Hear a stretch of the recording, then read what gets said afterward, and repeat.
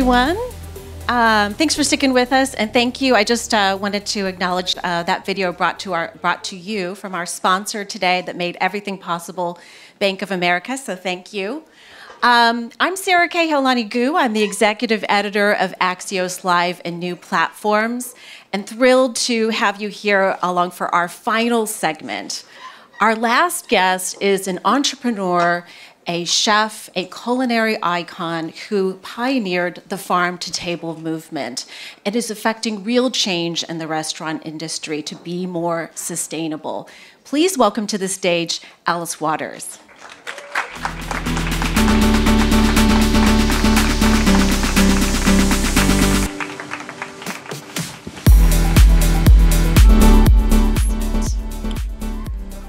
We're so thrilled to have you here, Alice. We have spent this morning talking about big policy, international cooperation, and now we're going to bring this conversation down to earth and to the dirt and to the farm. You really did, many decades ago now, pioneered this farm-to-table movement that inspired restaurants, that inspired chefs, that inspired the food industry to think differently about local, about sustainable. And now to have you here at this moment, I'm curious to hear more from like what your perspective is, how much has changed, how are we doing, really? And what do we have left to do? Well, it all began for me, actually, at the University of California in 1964.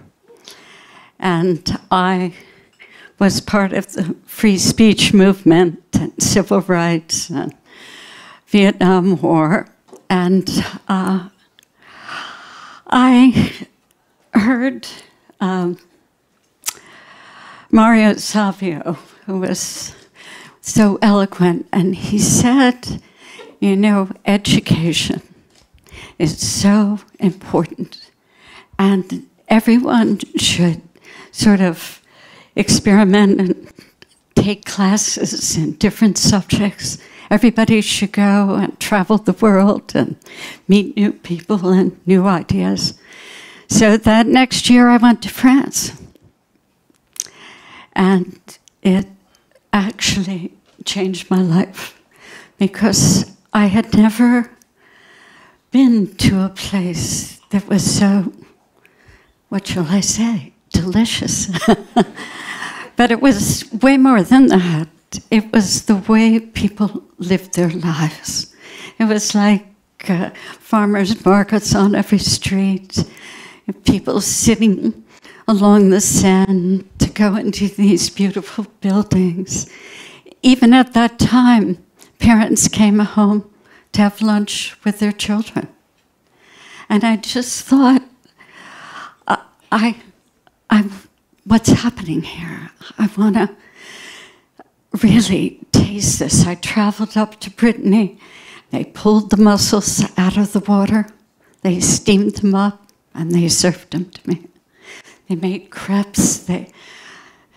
I didn't even know I was drinking hard cider. I just wanted to go take a nap on the beach after lunch.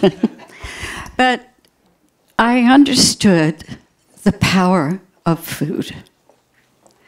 And it's really extraordinary.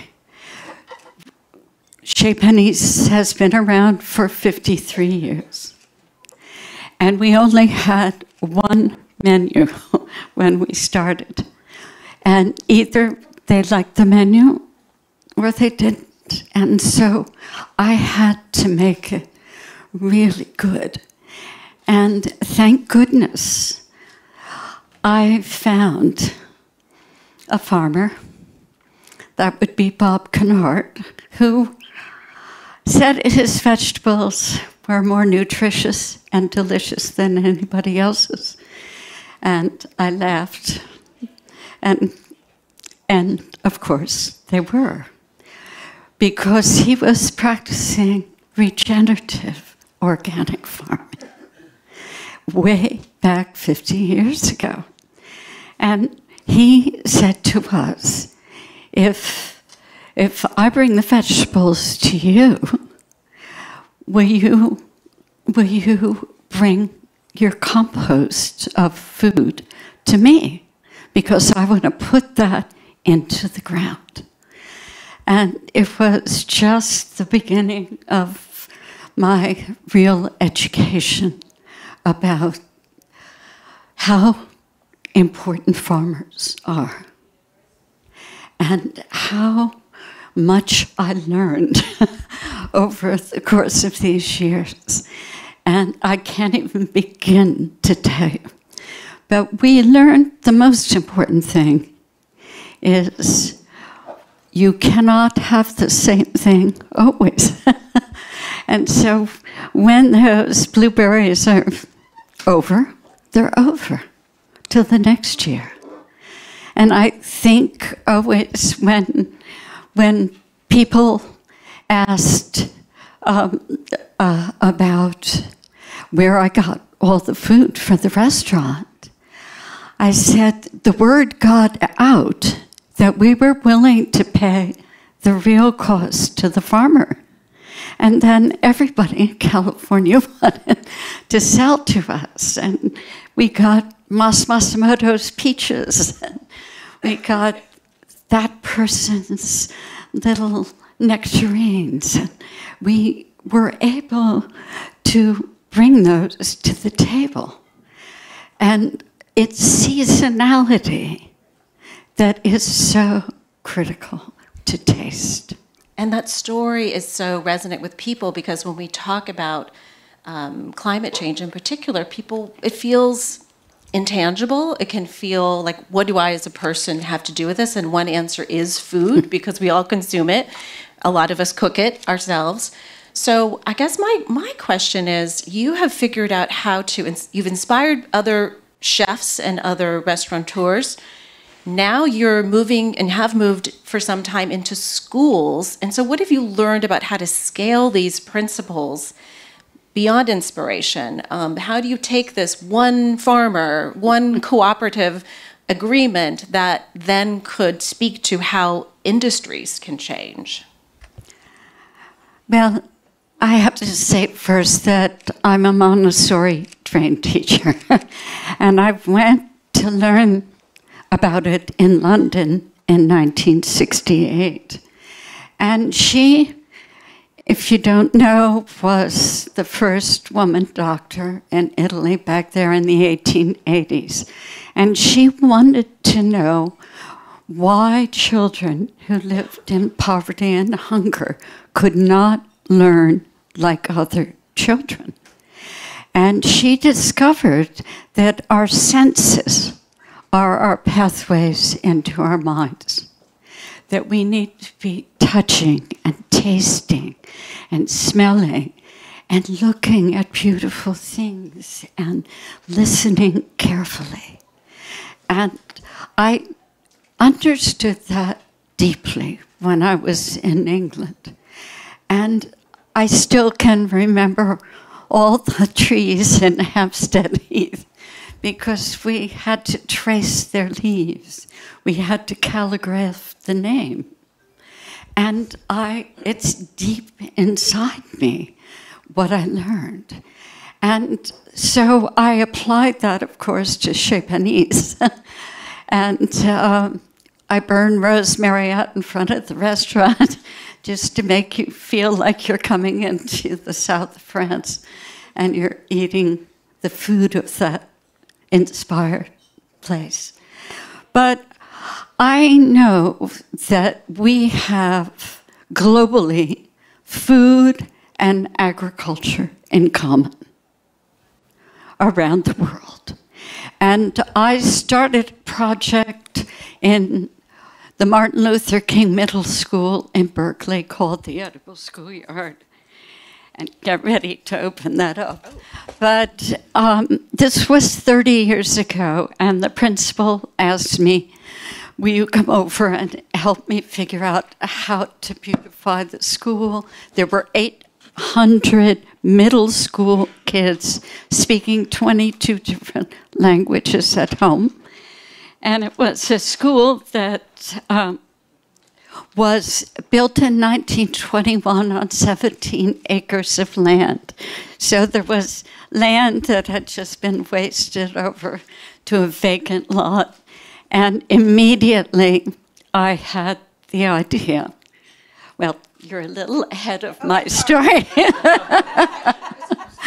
I had the idea right away, a Montessori idea, that if we had a kitchen and garden classroom, we could teach all the academic subjects in those places. And yes, we were cooking in the kitchen, but we were in a geography class, and we were learning about the Middle East. So we were understanding what they were eating, and we were making pita bread and hummus, and we were learning about food through all of our senses and the geography at the same time. And so, same in the garden. It could be a science class, it could be a music class, it could be an art class, or it could be a climate a climate awareness class. And it worked so well at this one school, and we started to have these classes in the summer to teach people from around the world. So now you can open up the map, because in 28 years, 30 actually, it's gone into 6,500 schools. And it's, turn the other side. That's the good side. I mean, we did this to understand that it worked under every kind of climate, that it wasn't culturally one place. It could be any place on the planet. These were human values. And so thinking about climate right now and the solution that could be global, I'm thinking of the procurement money of the public school system, which is spent now on fast food. And we could change that and spend the same amount of money on slow food, on local food. And we could make this really globally connecting, so we could learn from people around the world like we have about what plants you can grow in very hot places and cold places and wet places. It could be the most positive and, I dare say, delicious solution to climate. Can you imagine? And can we talk? What happened to my mic? There we are. And let's talk about this. I want the audience to come away with something that feels like something they can take home to their plate, perhaps, so their home, and impart from your wisdom and what you've learned here. So just to go back to the seasonality part, I know California's taken steps in schools. You have a partnership with the University of California, but we all know that New York is not California. So I love strawberries in California, but should we not be eating them year round? Should we? How do we take that home? How do we address the local part of that when root vegetables in February are only so exciting for so long? So I'd love to hear your thoughts about how we can address this. Well, let me tell you, we only have strawberries for a couple months in California. We only have peaches that long, too. Maybe it's longer than having peaches in some place in a colder climate. But there are not avocados that are available 24/7. That's a myth. I mean, it's not a myth. It is when they're grown, not organically, when they're grown with all, a very different way, and they're shipped around the world do you know that we never shipped food around the world before about 1950? And I grew up in New Jersey. And so we only had tomatoes in the summer, but my mother canned them so that we had them in the winter.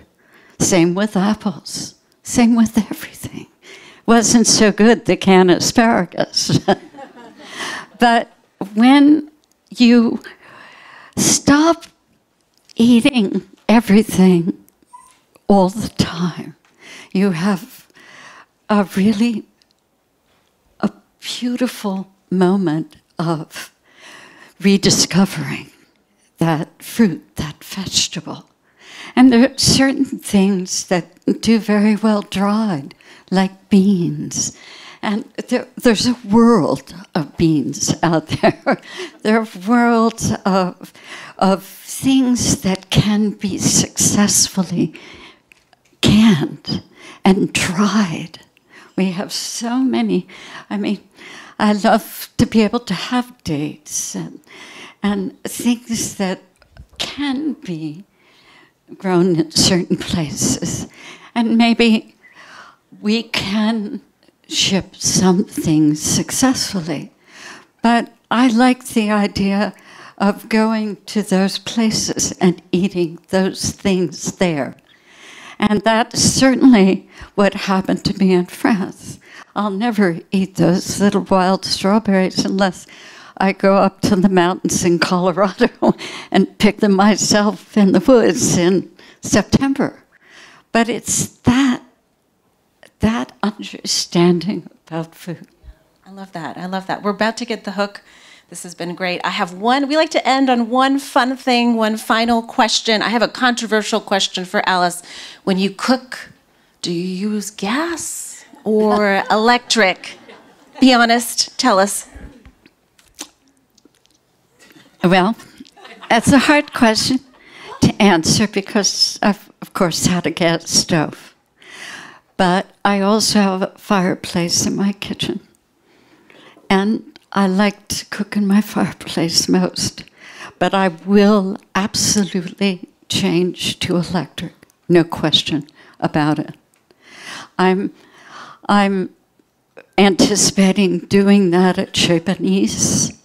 And we are having an institute for edible education and regenerative ag at the University of California, Davis, and it will be all electric. I think you just have to get used to it.